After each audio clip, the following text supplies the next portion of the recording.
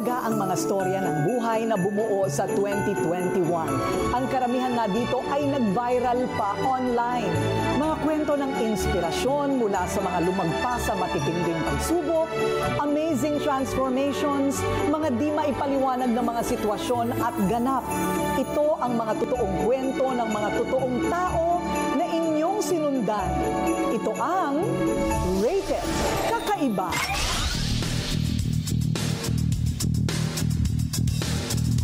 Guwapo, mestizo, matikas at maganda ang tindig na tila isang modelo. Sino mag-aakala na isa siyang basurero? Siya si Dennis Pascual, nag-viral matapos ang amazing makeover mula kay Richard Strands, isang professional makeup artist. Paano nga ba ito nangyari? May nakita akong lalaki sa daan, meron siyang daladalang mga kalakal, yung mga kahon, yung mga sako, at nakikita ko siya namumulot siya ng mga plastic bottle, mga ganon. In-approach ko siya, kuya baka gusto mong pagupit. Pagupit ka lang sa shop, libre lang. May malalim palang pinaguhugutan ng pagtulong na ito dahil kahit si Richard ay nakaranas din ng mga lakal ng basura dati at mamuhay din sa kalsada.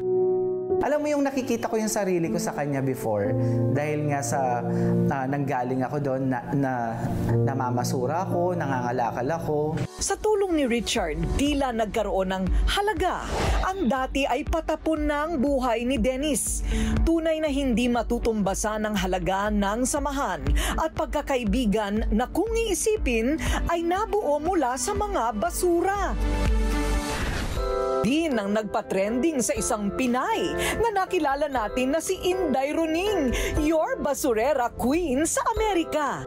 Inday Runing is back mga kaibigan. Kaya luksuhan na natin ang bakan. Talaga namang rated K as in kakaiba dahil imbis na white-collar job ang landing sa Amerika ng Pinay na ito, dumpster diving o pagsisid sa mga basurahan ang napili ni Rona bilang sideline sa US. Nakikita ko lang kasi na maraming laman yung mga dumpster. Hindi mo talaga pag-aayawan yung mga pagkain. Maliban sa laki ng natitipid daw nila ng kanyang pamilya sa pagkain, ilan sa mga nakukuha niyang gamit ay ipinapantulong niya sa ibang kababayan niya. Hindi ko po tinitinda, talagang sinishare ko po sa kababayan nating mga Pilipino dito. Pinamimigay ko po ma'am kasi it's a blessing talaga. Mapakinabangan pa ng marami. Dinodonate ko po. Basura man sa paningin ng iba, pero sa diskarte at tiyaga, ito'y napapakinabangan at naipantutulong pa sa mga nangangailangan. Tila patapon ng mga buhay na binalot ng kawalang pag-asa naman ang pilit nilabanan at napagtagumpayan ng 4 na kwentong buhay na ating natunghayan. Hindi nasusukat ang kakayahan ng isang tao dahil may kapansanan, kundi nasa pangarap yan. Ipinanganak na walang mga paa at lumaki sa panunukso. Madalas itanong ni Jefferson kung bakit ganito ang buhay na ibinigay sa kanya ng Diyos. Nagtampo ako sa Panginoon na bakit ba talaga na ako yung ginawa mo? Pinanganak ako na ganito. Ayon sa nanay ni Jefferson, habang nagdadalang tao sa anak ay isang imahe ng anghel na walang mga paa ang kanyang kinagiliwan tuwing pumupunta siya sa simbahan. Pagpanganak ko siya, wala siyang paa.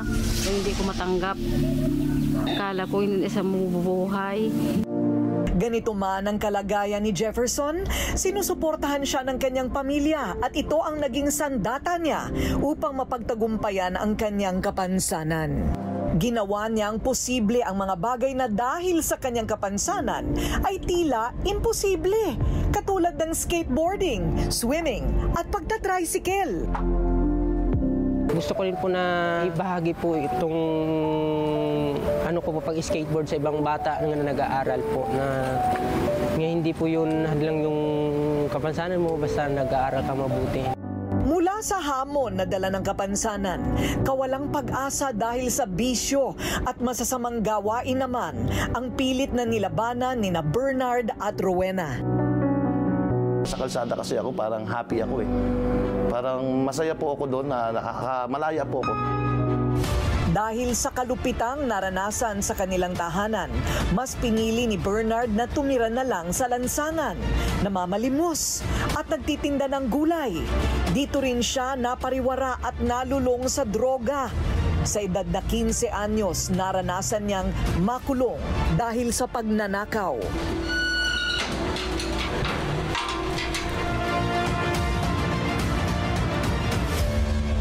Hindi ko po kasi makakalimutan yun. Yung hinukay ko mismo yung billboard na malaki. Kinuha ko yung tubo. Tapos binitbit ko dun sa baryo. Kitang-kita ng mga tao na ipapakilo ko yun. Tila wala na ngang patutunguhan ang buhay ni Bernard hanggang sa isang araw, inalok siyang sumayaw ng isa sa mga kabataang pinapanood niya. Lumapit po siya sa akin, sabi niya, gusto mong matutong sumayaw. Sa lahat po na nagsasayaw doon, siya po yung nagmalasakit sa akin. And then sabi niya, pumunta ka sa bahay. Tuturuan kitang sumayaw. Then sumayaw po ako. Then parang nakahilig ako sumayaw, parang masaya. Sayaw po ako ng sayaw. Hanggang sa nagustuhan ko, hanggang sa nakakalimutan ko na po yung drugs. Tapos natuto po akong lumapit kay God.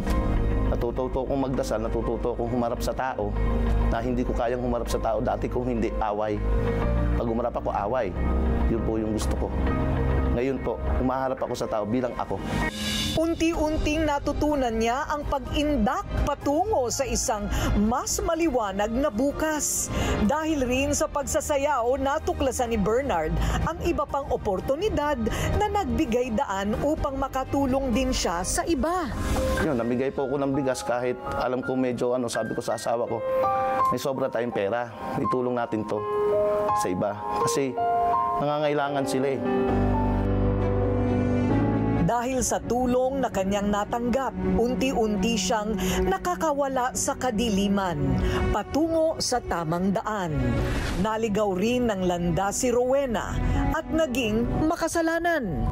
Sa 10 utos po ng Panginoon, wala po akong sinunod. Isa po akong makasalanan. Lumaking, madasalin at puno ng pagmamahal ng pamilya. Lahat ng ito ay nagbago nang umalis ang kanyang ama bilang seaman at nagsimula ang pang-aabuso ng kanya mismong mga kapamilya. Bunga din kasi ako ng abuso in my own family. Sexual abuse. But that time, nung nagsumbong ako sa nanay ko, hindi siya naniwala. Napuno siya ng galit at kinwestiyon ang Diyos. Naging pakawala sa kabila ng pagkakaroon ng 2 anak. Nalulong sa bisyo at naging alipin ng tawag ng laman. Pinatay ko ang sarili ko dahil sa kasalanan. Sa kabila ng pagiging makasalanan, sa Diyos pa rin siya tumakbo at nakatagpo ng kadlungan. Panginoon! Tulungan mo ako! Very grateful po ako sa Panginoon kasi yung dating walang pag-asa, yung dating sinasabihan nila na mamamatay ka na lang na adik, mamamatay kang makasalanan. Pero dahil sa Panginoon, sa Diyos, binago niya yung buhay ko. Bagong buhay ang natagpuan ni Rowena sa kanyang bagong tahanan kung saan tinutulungan niya kasama ang kanyang asawa na si Widmark ang mga tulad nilang dati ring naligaw ng landas. Hanggat may buhay, may pag-asa. Hanggat may Diyos na kailangan nilang paniwalaan, maniwala sila. Dahil ang Diyos lang ang may kakayanang magbago ng buhay ng isang tao. Mga buhay na muling nagbago ng talikuran ang bisyo. Totoo ngang bilog ang mundo. Pero iba ang naranasan ni Joseph naman na mula sa pagiging mayaman, nasadlak sa kahirapan. May kaya parents ko eh, kasi both sila pareho may negosyo. And dun ko rin na-experience na yung difference between may pera at wala. Ngunit biglang nagbago ang ikot ng gulong ng buhay para kay Joseph. Tinakbuhan ang nanay niya ng mga umutang sa kanya, nalugi at nagsara din ang negosyong handicraft ng kanilang pamilya. Nakita ko yung parents ko na sila mismo yung nangungutang, sila mismo yung pumipila na. Habang nakikita ko yung lungkot sa mukha ng father ko, dun talaga ako sobrang nasaktan. Upang may ipangtaguyod sa kanyang sarili, ang jeep na natira sa kanila ay siya na mismo ang namasada at isinabay sa pag-aaral niya. Hanggang isang araw, isang lalaki ang nagbigay sa kanya ng isang papel at inalok siyang magbenta ng iba't ibang produkto. Nabigyan lang ako ng flyers. I really don't know yung nag-invite sa akin. Taga Romblon siya. Nabigyan niya ako ng flyers. And because of that, yun ang naging starting ng point ng buhay ko. Determinadong makaahon muli sa buhay, nagtiyaga at nagtiis si Joseph hanggang sa unti-unting umikot muli ang gulong ng buhay pabor kay Joseph. Isa-isa rin niyang binawi ang mga bagay na noon ay nawala sa kanya. Alam mo ba na ito talaga yung original na bahay namin? Kaya nung simula nung natubos namin ito, dun ko na siya pinaganda ng pinaganda. Sinubok man ang kanyang katatagan, patunay si Joseph na wala mang permanente sa buhay. Walang hindi magagawa ang pagiging masipag at matyaga. Maliban sa mga inspiring life stories, may mga kwentong kakaiba na talagang nakakapagpaisip sa atin. Gaya na lang ng kwento ng isang babae, kinakain ng sarili niyang buhok. I don't use any other shampoo and conditioner except Happy Hair shampoo and conditioner. Ayan. May keratin, may argan oil. All the best ingredients. Super straight na yung hair mo, super kintab. So proud of these products. Ay nako, Sis Mariosep, ganda ng buhok niyan. Kasi ako nagpahaba rin ako ng buhok. Ang buhok ko hanggang dito sa, sa bewang ko sa likod. Parehas kami ng buhok niyan, na wavy ang niyan. Alon-alon ng buhok niyan. Kumbaga isa sa mga asset niya yan nung araw. Kikay at palasuklay, tulad din ng ibang batang babae si Diana. Ngunit noon pa man ay may napansin na ang nanay niya. Bunot na siya na nagbubunot. Kahit sinasaway ko, kahit tinatago ko na yung pambunot, tuloy pa rin siya. Ikaw! Ang buhok na maganda, siya ring napagdidiskitahan ng ama nang minsan siya ay idisiplina. Nagsisisi rin ako sa nagawa ko sa kanya. Umiiyak ako sa sarili ko noon. Sabi ko, wala akong magagawa. Hindi ko na pwedeng ibalik yung nangyari na yun.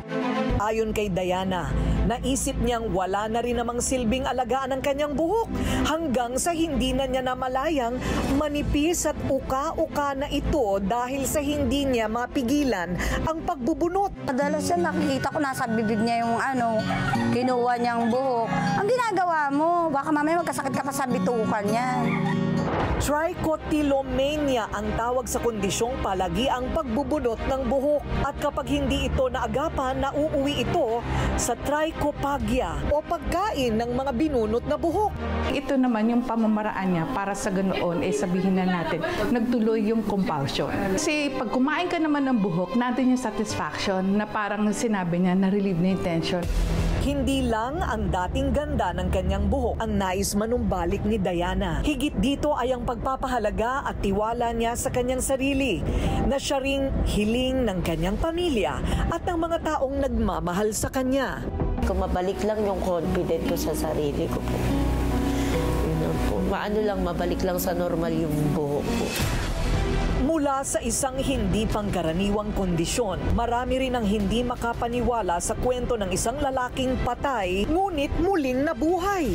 Taon na yun, nung nararamdaman ko na may nilalagay yung mga doktor sa dibdib ko, may nilalagay sa bibig ko, pero hindi ko sila nakikita. And then pagkayari po nun, yung pagkakita ko ng maliit na liwanag po, naging tahimik na ang lahat. Maliit lang siya, tapos palaki ng palaki, nakatapat sa katawan ko.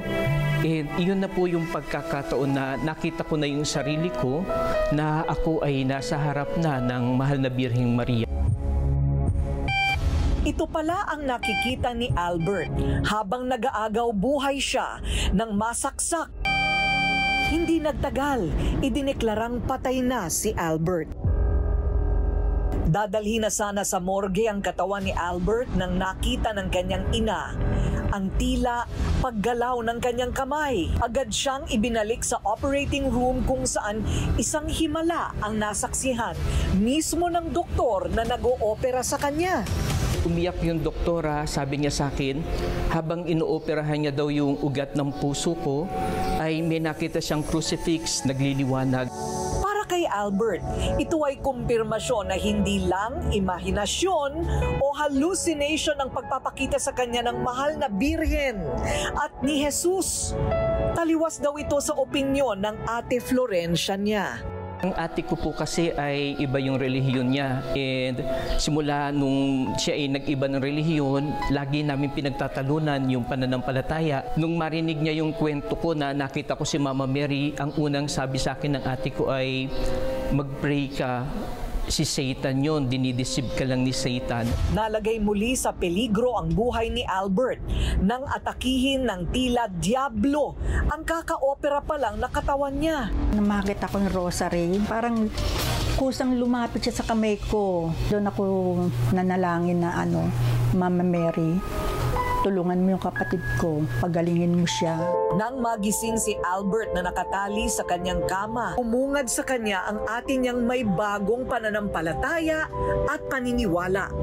Sabi niya sa akin, ngayon ako naniniwala, totoo pala talaga si Mama Mary. Sabi niya, palakas ka, pagaling ka, pag magaling ka na, sama-sama tayong magsisimba at magpapasalamat sa Diyos. Hindi disgrasya, kundi this is grasya. Kung tawagin ni Albert ang pangyayaring ito na nagbuklod sa kanilang pamilya at lubos na nagpatibay ng kanilang pananampalataya.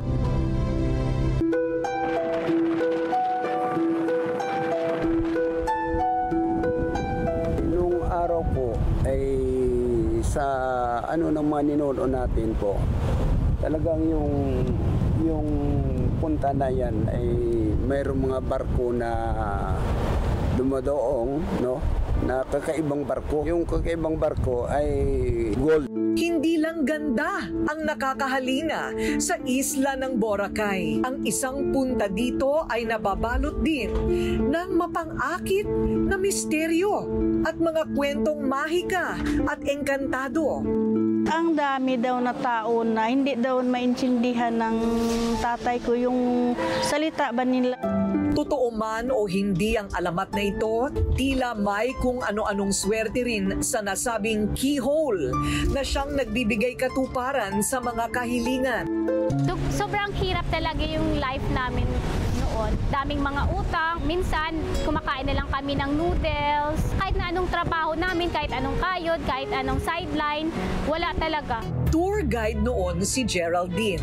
Nang marating niya ang keyhole, gamit ang natitirang pera, ay humiling siya ng mas maganda at maginhawang buhay para sa kanyang pamilya. Matapos ang 1 taon, can afford na si Geraldine. Nakapangasawa siya ng isang Koreano na nagbigay ng buhay na siya niyang hiniling noon sa mahiwagang keyhole. Matapos tayong mapaisip kung paanong naging posible ang mga imposible.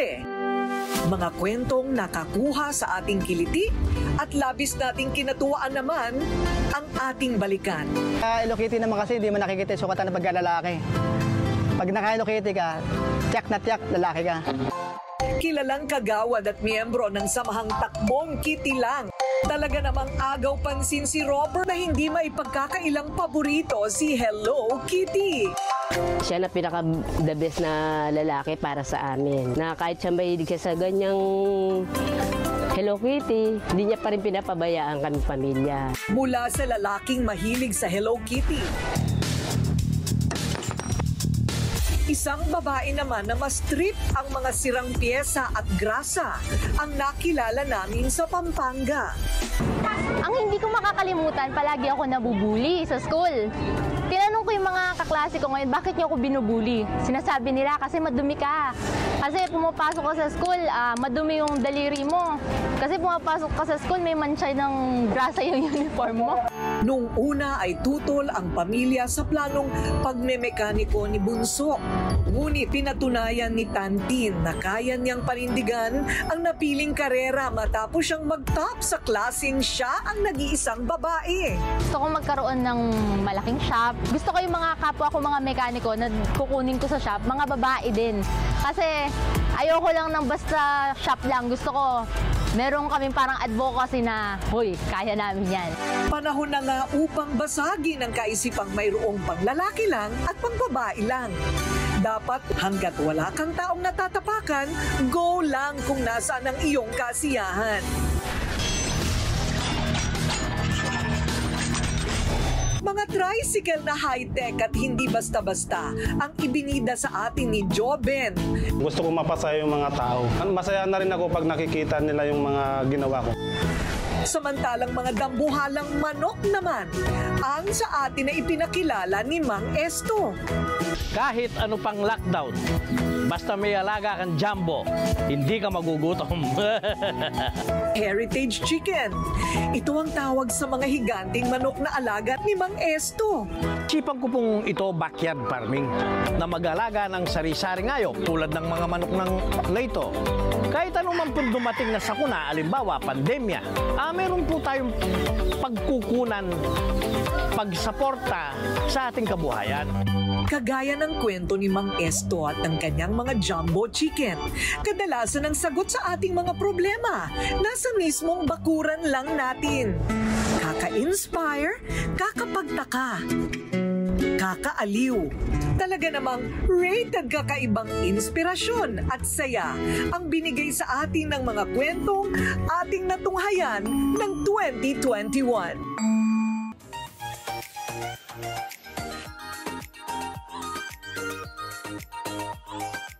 The Pampakit.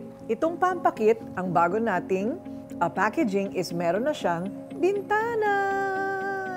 So, hindi nyo na kailangan buksan. Naku, yung mga miron, bubuksan, tatanggalin para makita kung nandyan ba talaga sa loob lahat ng 3 products all in one. And you save 95 pesos pag bumili kayo ng kit na. Kasi nabibili naman ito ng tingi-tingi. But if you buy the kit, you save almost 100 pesos. Sayang din yan, di ba? So inside, you have facial wash, and then the toner for pH balance, the micellar toner, and the bestseller 15-gram K-Magic Facial Skin Cream. Yan ang iyong beauty routine. Okay? So, ito ang tinatawag nating Pampakit.